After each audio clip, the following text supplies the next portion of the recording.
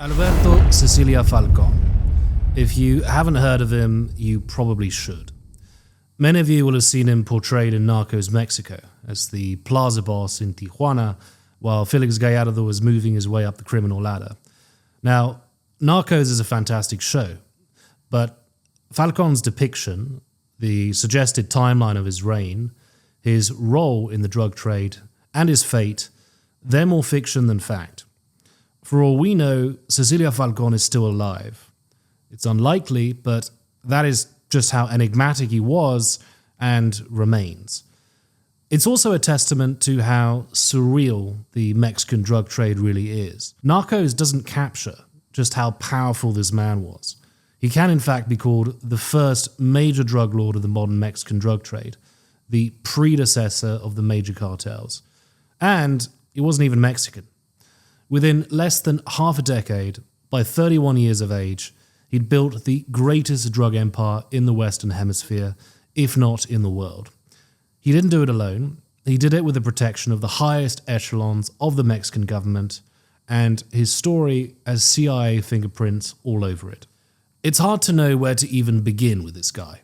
So, as an amuse-bouche, let's kick off with a snapshot, a recreated scene of an average day in the life of Sicilia Falcón. We're in Tijuana, Mexico, sometime in the early 70s. Our location, perched on a hill overlooking parts of the city, is called the Roundhouse. Fortified with thick wooden gates, standing at 12 feet tall, and walls at 15 feet, it was named so after the glass-panelled dome cresting the upstairs common areas. Guards are outside. They've been there for hours, lying inside the boots of cars with gun ports and peepholes offering clear views over Falcón's pad. Anybody driving within the perimeter gets their license number checked at HQ, and local police know not to approach within 3 miles of the compound. A few dozen feet away, deep underground, Falcón's gunmen are testing new weapons sent in from their boss's contacts in the States. The firing range is enormous, with its own ventilation and lighting systems, completely soundproofed. Upstairs, associates are lounging by the pool, with house staff serving meat platters, joints and refreshments. Others are sweating it out in the sauna, perhaps after a game of racquetball in Falcón's indoor court. A few stone throws away, off a hidden patio, office staff are busy at work. Accountants are crunching numbers for Falcón's transcontinental empire, and security personnel are keeping tabs on the guests via the system of microphones and cameras hidden across the domain. Past Persian rugs, ornate French-style furniture, and grandiose gold-frame portraits, Sicilia Falcón is in another room, by the crushed velvet gold settee, playing backgammon with a close associate. He's in his mid to late 20s, tanned, closely shaven, hair combed back, and his legs neatly crossed. He looks the peak of elegance. He wears a beige-vested suit with gold buttons over a silk cream-coloured shirt open at the collar, Italian patent leather shoes, platinum Rolex with yellow diamonds, a blue diamond platinum ring, and a gold chain bracelet. It's been a good quarter, his accountants tell him. The next one is looking even rosier. Conversation shifts from next week's shipments over to a bust in Miami, a guerrilla chieftain's shopping list for state-of-the-art weapons and ammunition, a police commander in the capital demanding higher bribe payments. But why should he have to pay them anymore? What had they done for him besides extort him? They hadn't achieved what he had. They didn't have his money. He was wealthier than most of them combined, better connected and more powerful than any of them could have dreamed. They couldn't take him down even if they wanted to. He'd bring them down with him. He was building an island, an empire.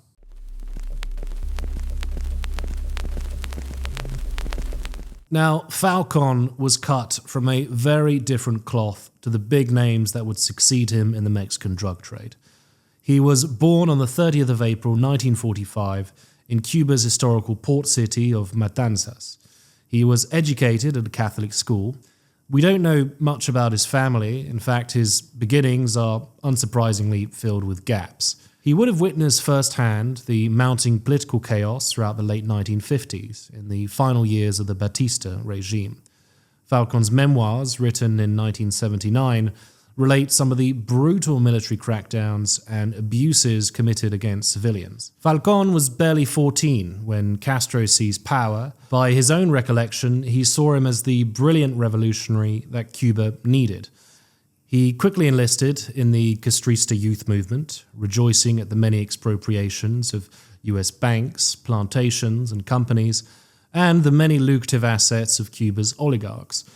Come the early 60s, though, Castro began taking over church property. To Falcón's pious parents, who had hopes for their son becoming a priest, the crackdown augured the spiraling direction of the communist revolution. By 1961, Falcón was already set on fighting alongside counter-revolutionaries. He joins a rebel militia, and he's soon ordered to take part in the Bay of Pigs invasion of Cuba's southwest coast. This was a CIA-led operation directly funded by the US government. As he's on his way to meet up with another cell, he's ambushed by Cuban troops, suffers a grenade blast. By his account, he gets hit pretty badly and hides out in a sugarcane field for several hours. After 4 months of recovery while in hiding, he returns to Havana and, through his contacts, is whisked off to Miami. We know that he entered the US on the 17th of July 1961. He's welcomed as a political refugee, and on that day he applies for a full-time student visa registered with the Diocese of Miami. Now, this has led to speculation he trained to become a priest just after arriving in the US. But if this is true, and not purely a CIA fabrication, he was still involved in anti-Castrista circles. In his memoirs, he describes his alarm at the lack of unity and leadership among the US-based Cuban exiles, believing they were being deceived by the CIA and other US agencies who didn't have their best interests at heart. He still believed, though, that he could aid the counter-revolution and was hopeful for a second invasion of Cuba. Allegedly, he joins the US military, eager to train under Vietnam veterans, and we know he spends around a year and a half as a private at Fort Jackson, South Carolina. After the assassination of JFK, the US government loses interest in a second invasion of Cuba and disbands the units undergoing training for it. Many of the Cuban exiles still want to take part in the resistance, though, so they go via the CIA. Falcón's former platoon commander, a guy called Lieutenant Perez, he rallies together a cell of around 30 men who agree to fight on. They are funded by the CIA. By Falcón's account, over the next year and a half, the cell conducts a series of undercover operations. On inflatable boats, they ferry weapons to a connection in northeast Cuba. On another mission, they help a counter-revolutionary agent, intercepted by Castro's men, get extracted from the country. By March 1966, Falcón is on leave in Miami. One day, he's waiting at a red light when his car gets wrecked by a passenger bus. Miraculously, he survives, and after 48 hours under observation, he returns to the base at Key West for the cell's next mission. When he gets there, though, he learns it's too late. They've already left without him. The mission, it turns out to be a complete disaster. The irony is, Falcón only narrowly escapes death in the accident, but is spared the fate of his comrades. The platoon was ambushed by government forces. Only 5 survived. 3 of those, including Lieutenant Perez, were executed. The other 2 were given 20 to 40 years behind bars. So, with the platoon practically wiped out, Falcón's counter-revolutionary forays came to an end. The loss of his comrades, while probably devastating for him, closed a chapter he was happy to see end. Because following months of reflection, we're told he had reached the conclusion that the counter-revolution was in fact not what it seemed. He convinces himself its leaders were being puppeteered by the US to advance an imperialist agenda using Cuban patriots as cannon fodder. In fact, he tells us his loyalties had begun shifting back to the Cuban Revolution, at least its core principles. The matter of Falcón's real allegiances will be returned to again. As we'll see, we're dealing with very murky waters. By this point, Falcón, freewheeling and rebellious, has already racked up some criminal charges. First in Colombia, jailed and fined for disorderly conduct and for resisting arrest.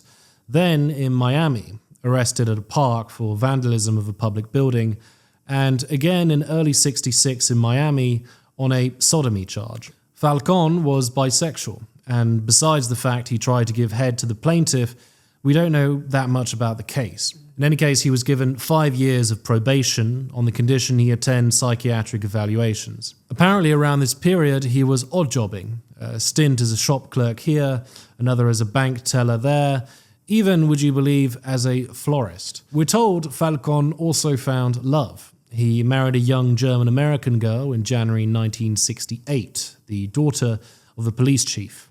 That was in New York. The union didn't last long, though. The following year, the couple had already filed for divorce proceedings. What we know next is he left the East Coast for San Diego, and after skipping out on a motel bill, left for Tijuana.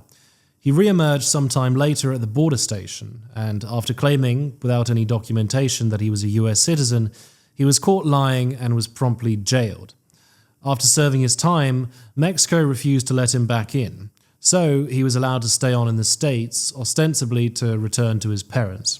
Falcón would later claim he made a decent living with them flipping houses. And yet, within just a few years of his arrest at the border, this enigmatic Cuban emigre will have raised the largest drug empire in the Western Hemisphere, with power rivaling, if not surpassing, that of Mexico's top state officials.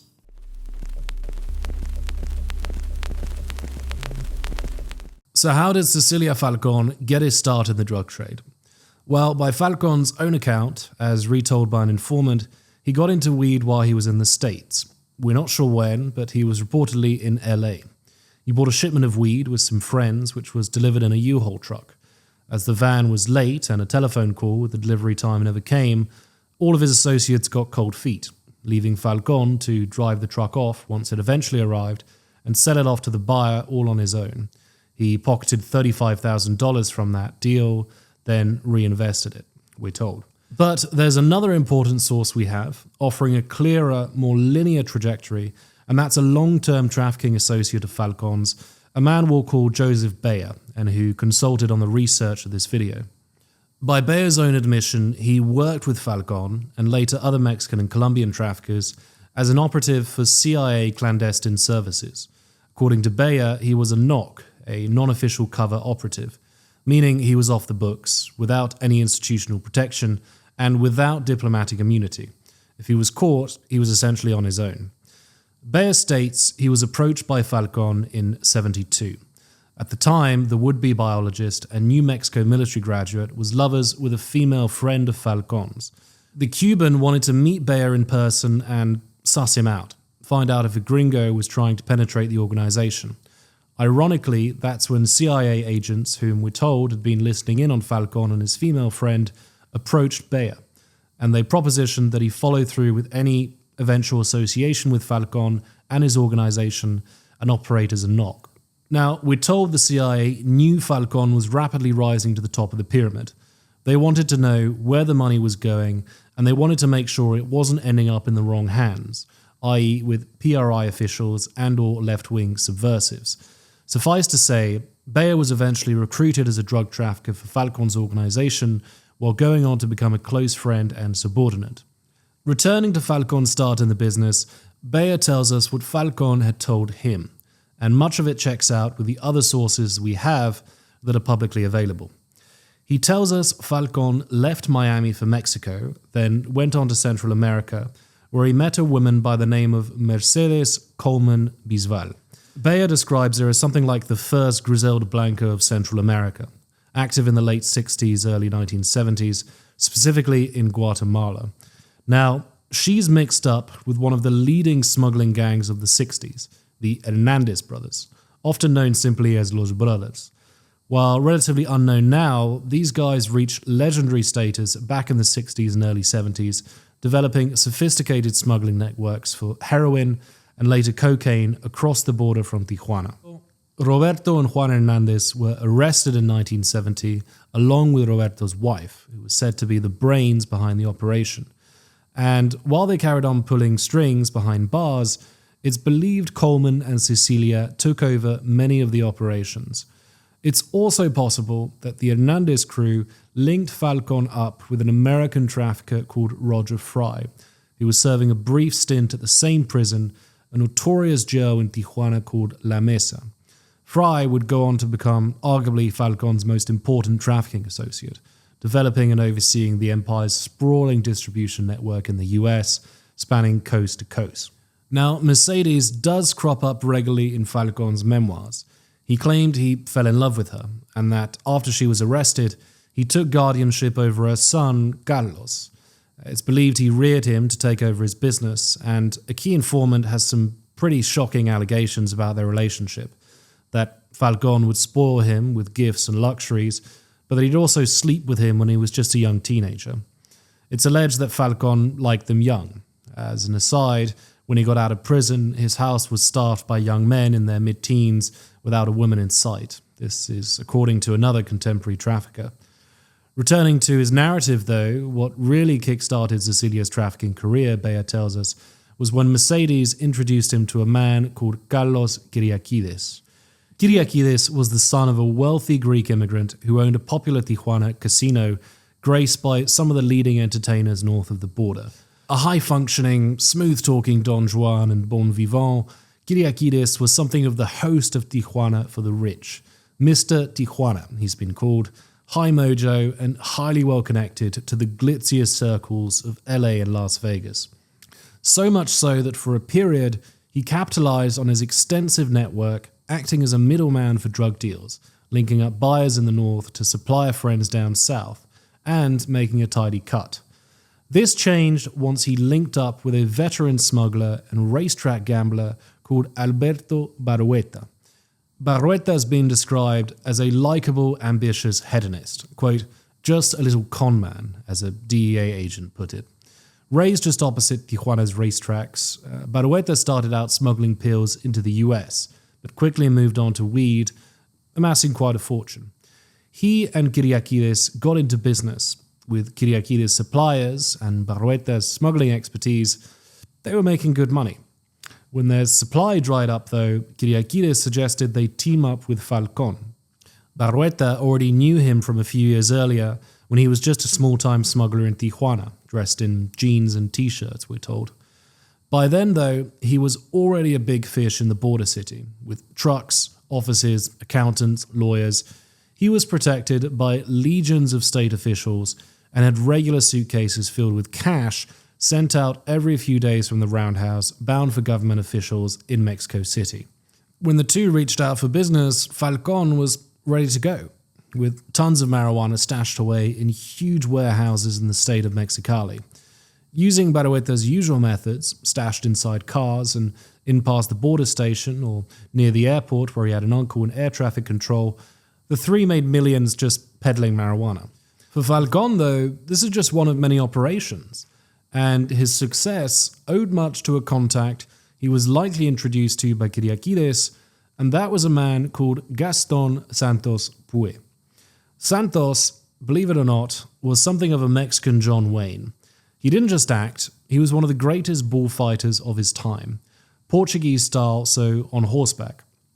Now, Santos was not only an influential figure in his own right, he was the son of an immensely powerful cacique from the state of San Luis de Potosí, a guy called Gonzalo Natividad Santos. Santos fought in the Mexican Revolution when he was about 13 and went on to become influential in the early formation of Mexico's post-revolutionary state. He basically owned the state of San Luis de Potosí and most of the real estate. He had possibly the biggest cattle ranch in the country where he lived, and he had a private army of some 1,500 men. We're told that even as late as the 70s, PRI big shots, the PRI being Mexico's ruling party for decades, still deferred to him like royalty. And the suave, well-educated Falcón, by then already a big player in Tijuana, would have impressed the old cacique, who happily introduced him to his fellows in the highest rungs of the Mexican government. We're talking big shots like the mayor of Tijuana, the local head of the judicial police, Mexico's head of the judicial police, etc., etc. Oh, and the Mexican president himself, Luis Echeverría.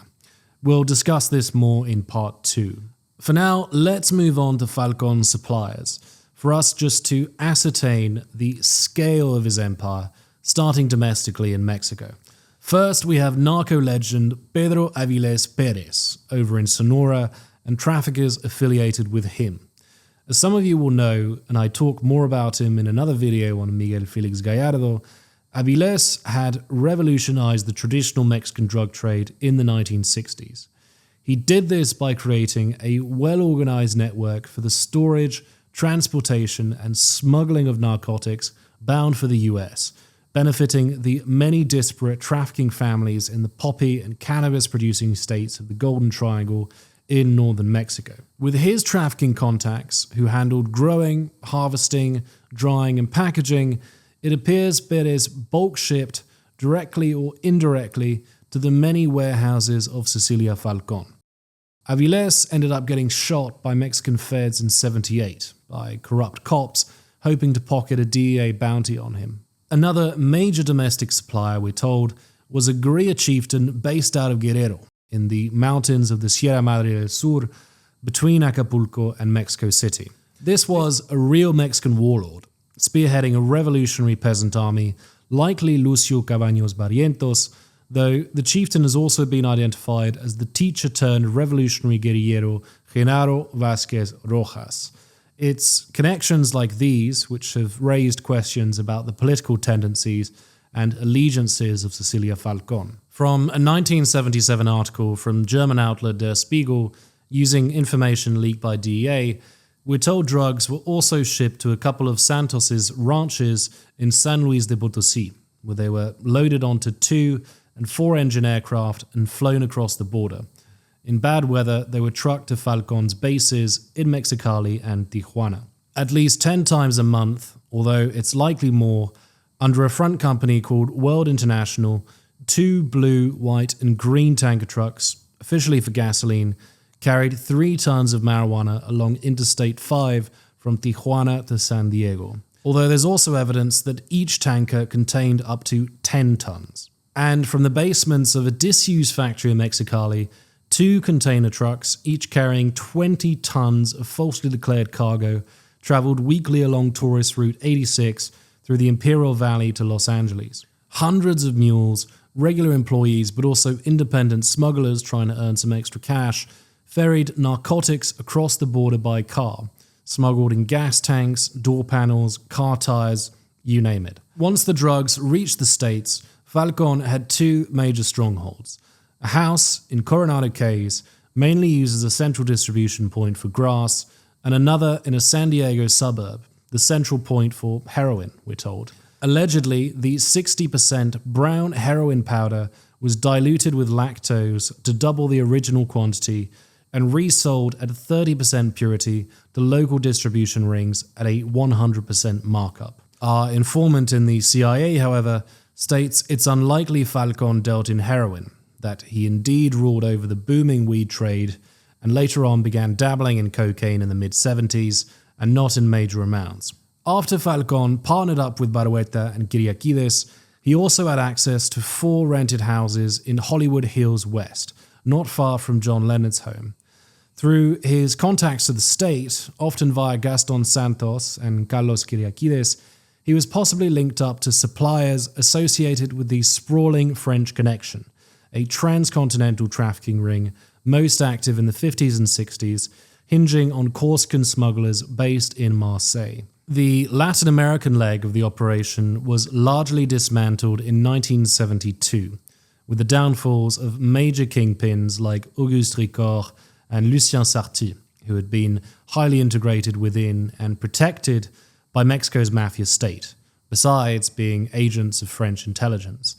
But some of their old partners stayed in business. Partners like René Santamaria, known to DEA as the ultimate connection for white heroin in the region. Kyriakides, who played high-stakes poker with him almost weekly in Tijuana, might have introduced him to Falcón. It's been alleged he and other figures of what was left of the French Connection also supplied Falcón with heroin. Now, we'll be looking at some more figures in Falcón's network throughout this series. I think there's enough to work with for now, Suffice to say though, this is already quite a setup, and it helped Falcón reach levels of power hitherto unseen in the Mexican drug trade. He was certainly the wealthiest trafficker Mexico had ever known. At his peak, it was reported he was earning as much in 3 weeks as Mexico's largest traditional clan was making in a year. That was the Herrera family based out in Durango. One official estimate put Falcón's earnings at $3.6 million a week. Falcón's protection by the PRI mafia state, the international dimension of his organization, and the sheer trafficking scale of it made him the direct predecessor to the godfather of Mexico's first nationwide cartel out of Guadalajara, Miguel Felix Gallardo. In fact, Falcón had a major base of operations in Guadalajara with most of the city's officials on his payroll. And Falcón wasn't just backed by the Mexican state, he had plenty of friends, very influential friends, north of the border.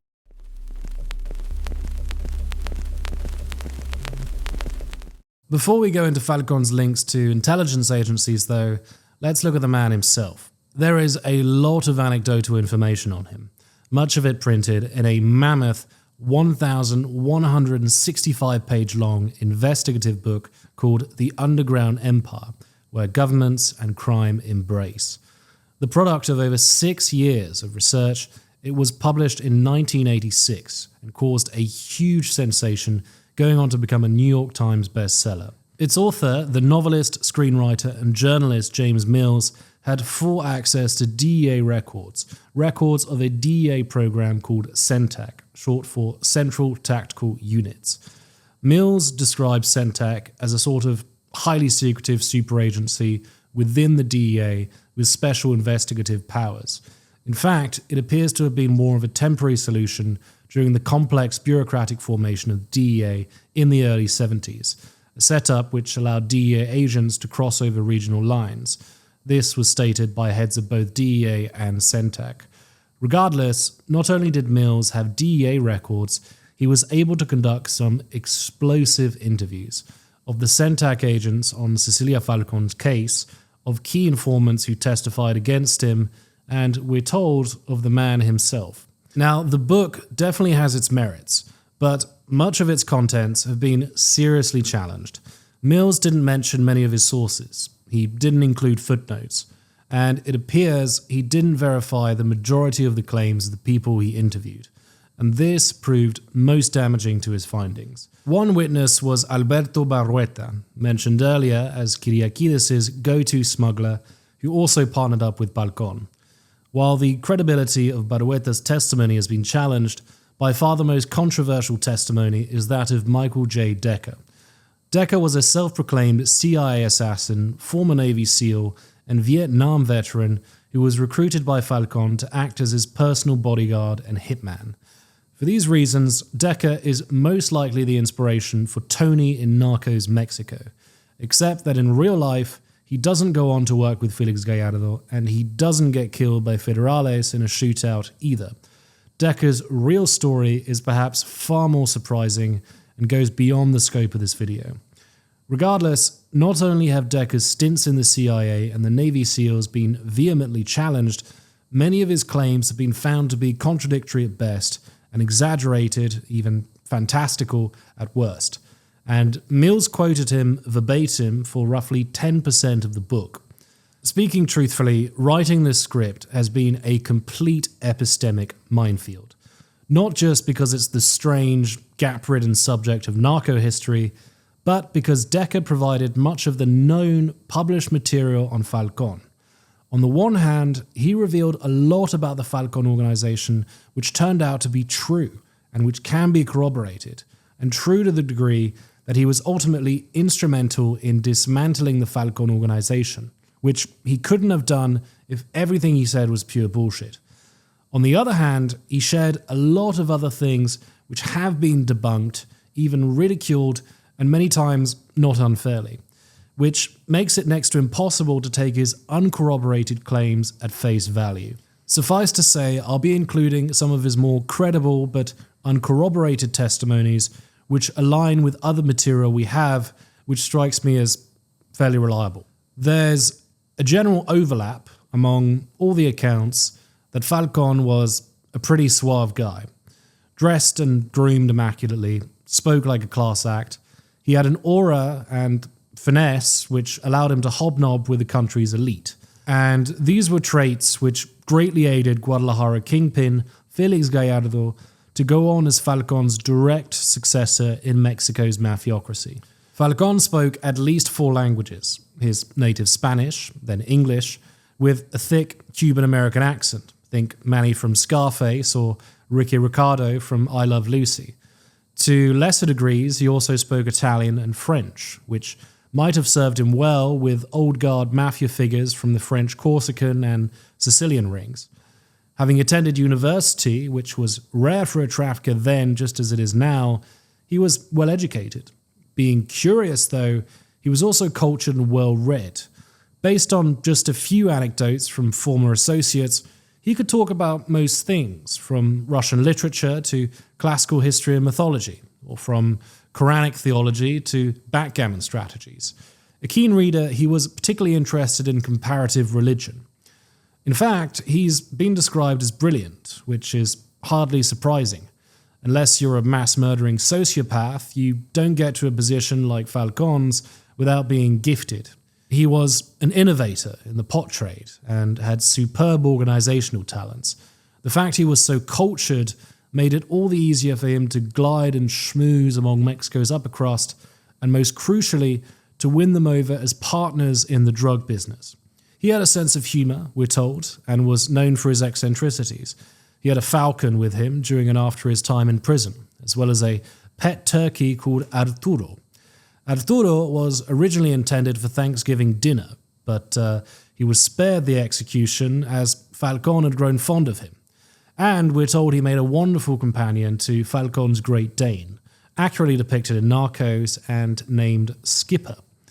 At the Roundhouse, Falcón had a raised toilet, upon which he conducted many a meeting with associates, and on the matter of skid marks, turned out he was a complete maniac behind the wheel.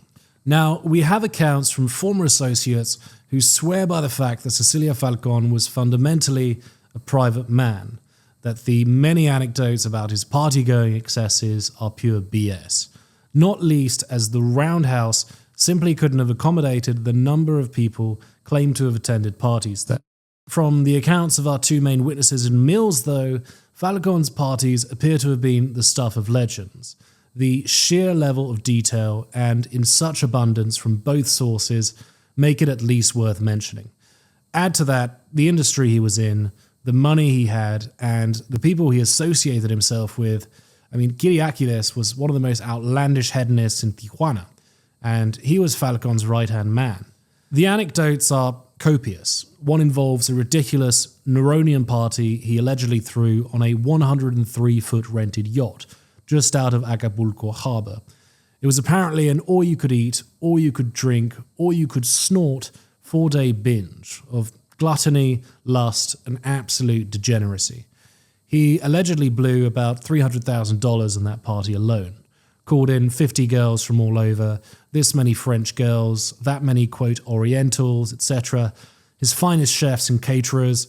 One crowd pleaser were the several bowls of pure Colombian cocaine scattered around the boat, with small golden spoons neatly arranged around them, and the party was allegedly full of orgies. According to Decker, it was at these events where his perfectionism shined. Quote, if he said he wanted pink decorations with blue trim, he meant pink decorations with blue trim, not pink decorations and turquoise trim. If he wanted this kind of lace on a tablecloth, he didn't care if you had to fly to France yourself and have somebody make it. Food, the same way. Meat carved a certain way, trays arranged a certain way, caviar served just this way, this wine, this brandy, this done in this order. If everything was just right, unbelievable what he'd tip somebody. End quote. Decker said that the most magnificent platter of meat cuts or exotic fruits could be presented by his staff, and it wasn't past Falcón to throw it overboard and say, that looks like shit, do it again. End quote. Now, Narcos has Falcón out as this extravagant, sensual bisexual type, and this is commonly how he's been described in narco literature. From the above anecdotes, you might be led to believe this, as a more effeminate temperament comes through in his tastes. From the elaborate decor in the roundhouse to his love for a particular soap line which he allegedly worshipped for its fragrance and the fact it didn't leave a soapy residue. But we're also told by former associates that he didn't actually act or sound camp, that you could never really tell from speaking with him, and that he was in fact pretty macho. The undying lust for power and control comes through as an overwhelming feature of this guy and his drive. Pretty common characteristic across dons of a certain ranking on both sides of the law. After a certain financial threshold, it's not really about the money anymore. Decker and Barrueta clearly emphasized this as his all-encompassing motivation. He talked, breathed, dressed, and exuded power. His house staff treated him like a living deity. He wouldn't settle for anything less. And he couldn't be outperformed. There's one particularly salient anecdote here. Decker talks about a huge party hosted by Falcón at the Fiesta Palace Hotel in Mexico City. Everybody who's anybody is there, about 300 people, very distinguished guests. Kyriakides is there, and as right-hand man to the night's financier, he's somewhat playing host, decked out in his finest regalia and schmoozing with everybody. Now, one of the assistants to Mexican President Echeverria is there, a young guy in his mid-30s. Kyriakides just walks up to him, and he hands him the keys to a brand new Ferrari, a $55,000 model, we're told. It's gasps and applause all round, while Mr. Tijuana publicly praises the statesman for his great work supporting the business. And that's when Falcón steps in. He's wearing a yellow 5-carat diamond ring, worth hundreds of thousands of dollars, we're told, the envy of many admirers over the years, we're told. And after some words of thanks, Falcón just hands it over to the guy. The room's in shock, and we're told the politician actually ends up kissing Falcón's other hand.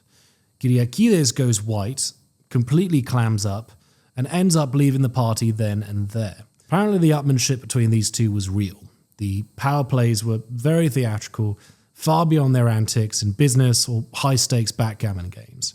Decker tells us that on one occasion, Kyriakides rocked up to the roundhouse without an invitation, and while Falcón wasn't there, went looking through some sensitive documents. Falcón's servants couldn't exactly say no to somebody like Kyriakides, but one did report back to Falcón once he was back home. The next day, Falcón calls Kyriakides over. They're sitting, drinking, talking. Then, out of nowhere, Falcón reaches out into his coat and pulls out his gun, points it right between his eyes and holds. Then he moves his wrist and fires. Smoke's billowing from the back and there's a gaping hole in the wall. Kyriakides, meanwhile, thinks he's dead, and that's when Falcón says, "Mind what just happened? No one is allowed in my house if I'm not here."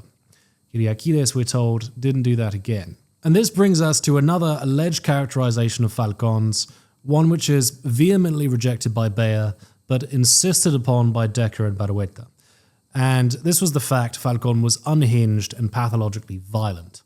For one, starting light, it appears the guy was heavily into guns. The fact he had an underground firing range with special soundproofing and lighting is well documented. He also had guns displayed all over the roundhouse's walls. Later on in jail, he reportedly had a bayonet which he used to snort cocaine off. According to Decker, one of his favourite party tricks was walking up to guests and quickly pulling a gun to their heads, just to see their reaction. Then he would laugh, and they had no choice but to nervously join in. We're also told by Decker about something which happened in the midst of negotiations for an international multi-million deal, the details of which we'll touch on later. I've included the following anecdote below, as we know this particular deal happened, making the story's continuation of note.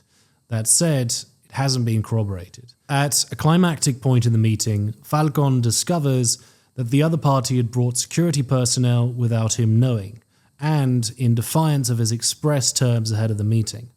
The security pair was discovered in a room just next door. Falcón is furious, and he instantly calls off the meeting. It's to be adjourned the following week. And before leaving, he tells the opposite negotiator, "You have made a big mistake. You don't realize that now, but one day you will." Falcón exits the room with Gaston Santos. The other party, about 5 in total, leave soon after. The 2 gunmen in the other room stay on for another 15 minutes before leaving themselves. Decker has already ordered Falcón's 2 henchmen to tail their car and make sure they don't cross the border. What Decker hadn't realized, though, according to his account, was that Falcón, prior to the meeting, had ordered his henchmen to wire up all 3 cars belonging to the group with explosives. And so the gunmen went off in their green Chevy sedan, driving out of view. Soon Decker heard the bang and saw the smoke rising high above the buildings. The gunmen, allegedly, were killed on the spot. Now, this story didn't make local news, and for this reason, besides Decker's reliability as a witness, its credibility has been attacked. That doesn't mean, though, that it couldn't have happened. Falcón had so much power and wealth, he could have bribed local newspapers, and he virtually owned the local police. We're led to believe that associates who'd screwed him over fared little better than these hapless gunmen. Decker told Mills about another event he was involved in. Some trafficking groups Falcón did business with in Guadalajara had allegedly broken into a warehouse and stolen several tons of weed. Falcón's order for Decker was this, we're led to believe. He told him, "This is what's going to happen. The gangs have been caught red-handed. Now, they're going to return to the warehouse with an apology and the cash they owe me. This is in your hands now. Make sure there are no survivors." Soon enough, Falcón had supplied Decker with an arsenal fit for the Vietnam War. A cache apparently smuggled in from a National Guard armory in Northern California. 50 M16s, 6.30 calibers, M60 machine guns on turret tripods, hand grenades, and M70 grenade launchers. So we're told. The day of the ambush, everything is flown down to Guadalajara. At the airport, local cops and customs agents on Falcón's payroll offload the gear and drive everything up to the warehouse, about 20 minutes away. Once they arrive, Decker briefs everyone, including soldiers sent down by Falcón, and puts everybody in position. The thieves arrive in 4 cars just before sundown. They enter the compound and are already heading towards the fortress's gates.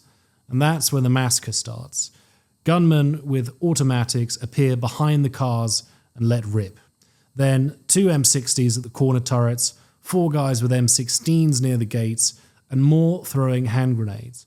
The car's tanks explode. Within 30 seconds, it's all over. 21 dead. Now, this is another story which has generated suspicion, as it didn't appear in the news. This was actually Falcón's own rebuke when approached by reporters from the LA Times. He even laughed at the story. Quote, "Mills made up lies," he claimed.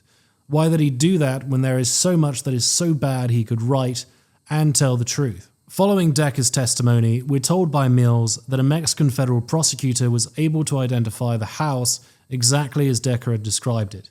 Even took aerial photographs, which Decker annotated with more details. The DEA agents, though they believed Decker's tale, couldn't access the investigation. It was overseen by Guadalajara head of police, Francisco Sagumbaca. Sagumbaca was most certainly on Falcón's payroll and would later become his trafficking partner. And there's actually more to the story, whether true or false. When another trafficking group found out about the massacre, they offered to buy the warehouse and all the dope inside it. Falcón accepted and he took the money. But we're told he had other plans. He found out that this gang had also been involved in the theft of his weed.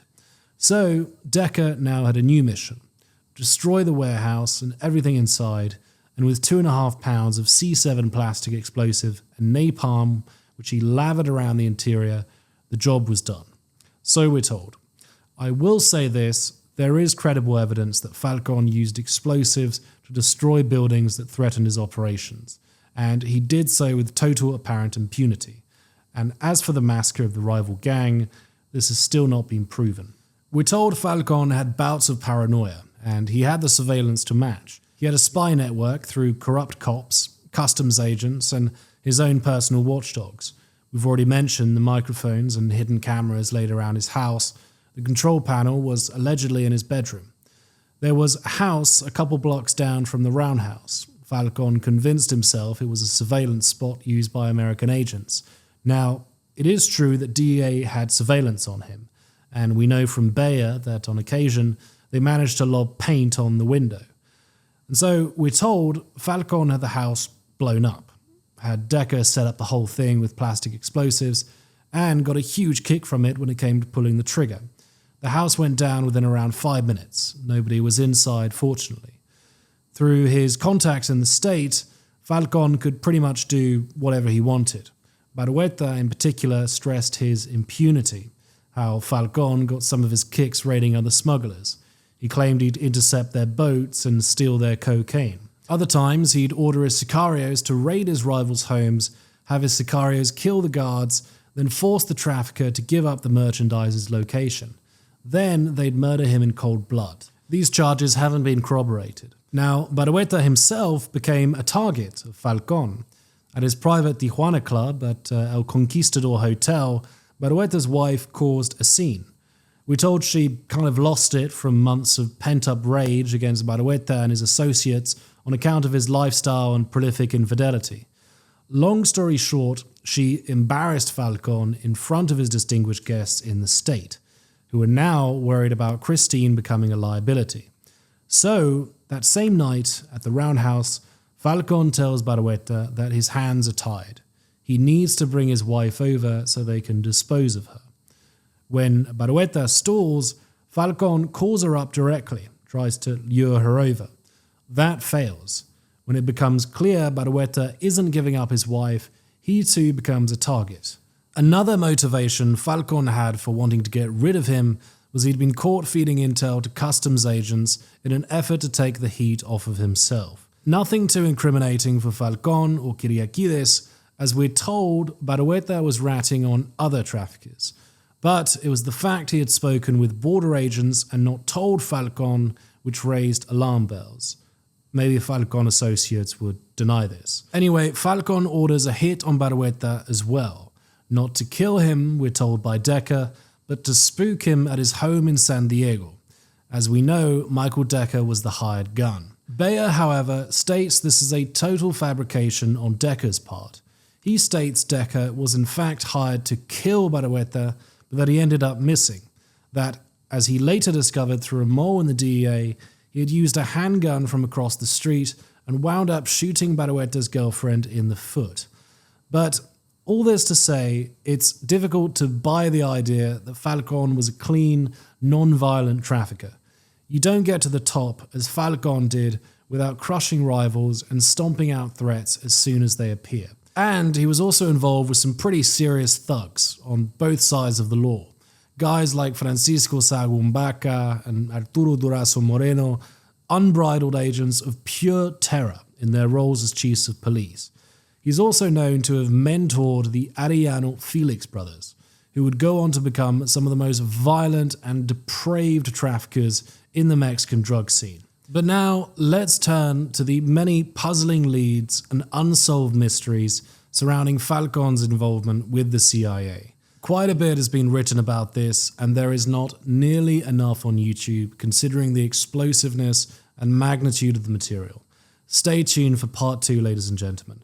Also because we'll see how this ultra-powerful Cuban Don actually pioneered one of the most infamous tropes in narco history, brought to sensationalist heights by Joaquín El Chapo Guzmán.